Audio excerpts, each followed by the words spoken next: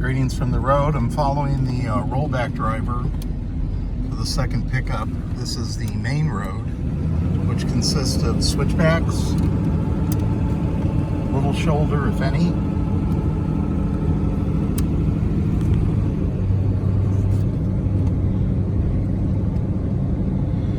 So this is the delineation, the difference between what I can do for you when I transport a vehicle and what a rollback driver does, what his duties are. I meet you at your street, outside your home, or at your business. If I can get in and out with my truck and trailer. If that's not possible, I meet you in a big box parking lot. If that's not possible, then I call in a rollback tow truck driver. This is an extreme case. This is the most difficult extrication I've had to do on a Model T, let alone a pair of Model Ts. This gives you an idea of what a rollback tow truck driver is needed for, and how they're talented, and how their skill set is different than mine, and in a lot of ways superior.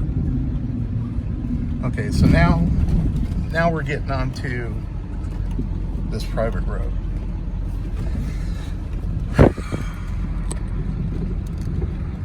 Having been down this road, I take it in second and first.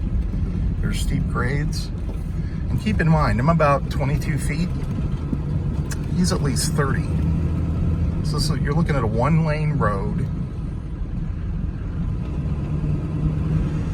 There could be somebody coming the other way.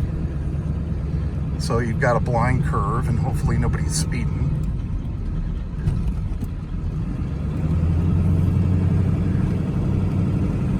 If this company didn't have a four-wheel drive rollback, I would have told the lady that wanted me to haul this that it wasn't possible to get her Model Ts, because it's a hard-packed dirt surface, but it's loose on top.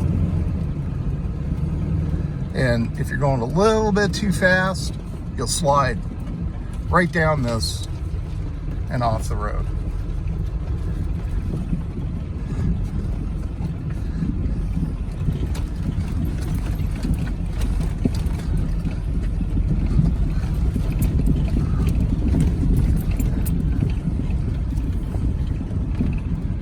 I've never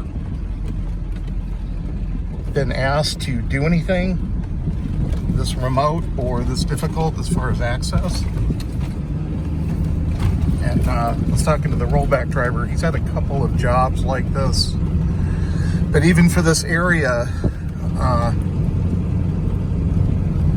this is pretty rugged. There's not too many people that live back here, let alone live back here full time. So, again, this is up towards Angels Camp. This is Placerville. There's areas of California that are just still remote, very remote. And you don't really realize it. You think about Los Angeles and Sacramento and San Diego. You think about the big cities, but you don't think about all the people that live out in the boondocks. And can you imagine making this trip every day to work and coming home? There's got to be days when you can't navigate this road because of the weather. I can't imagine what it's like when there's snow.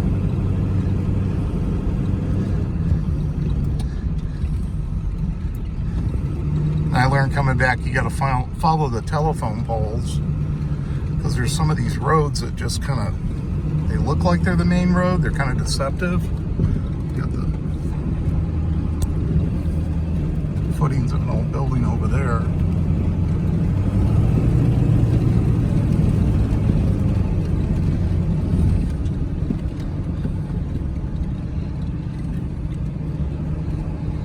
So you got this curve, and then you got this grade to negotiate.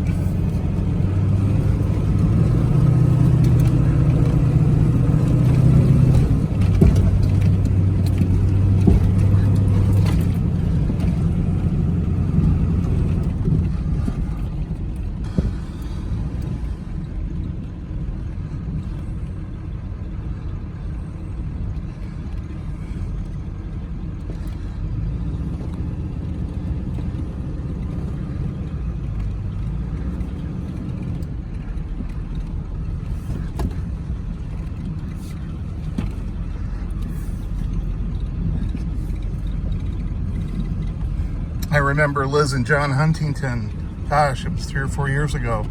And I moved a whole bunch of cars for them from Napa Valley up to Virginia City.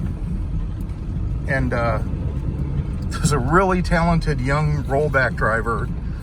And I would meet him like 10:30 at night, and he would go down a 15% grade.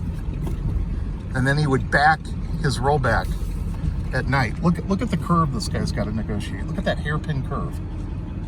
Look at that. He had to make that. Anyway, he had to back, and then he had to back up this guy's driveway. And this guy only had 30 feet and a drop off.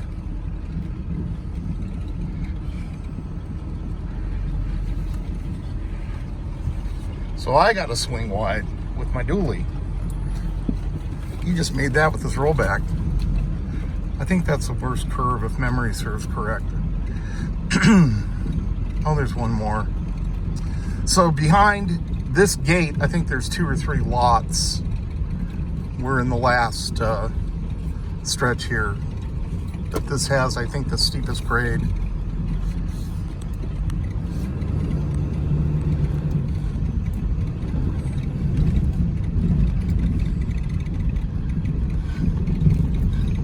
I already gave this guy a real generous tip because I wanted him to come back and get the second Model T.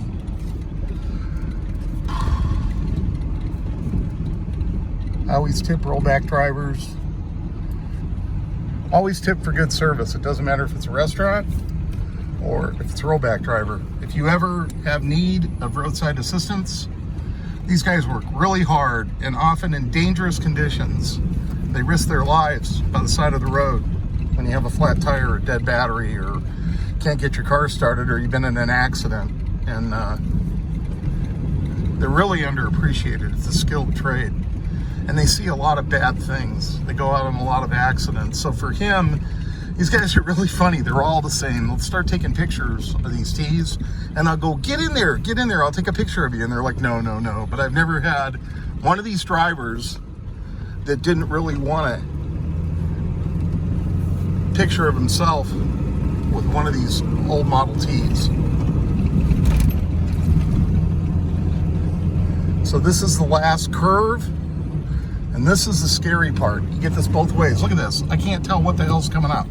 Look at it. It's like, okay.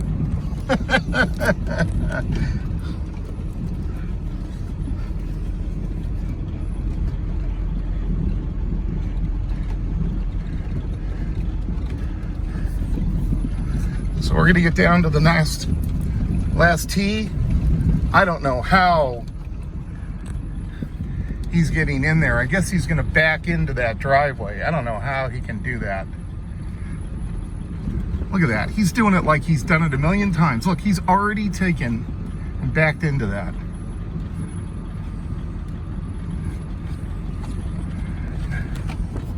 And me, I'm going to cheat. See that there? That's where he dug a little grade to get up there to get that first tee. That guy's got talent. Look at what he did. So I've already been down here to the end, and I'm going to cheat a little bit.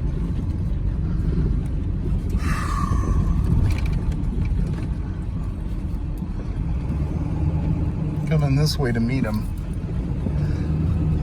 This is where the road ends. I think right here. There's some water down there. If I have time, I may go down, although I probably won't because I have to meet him.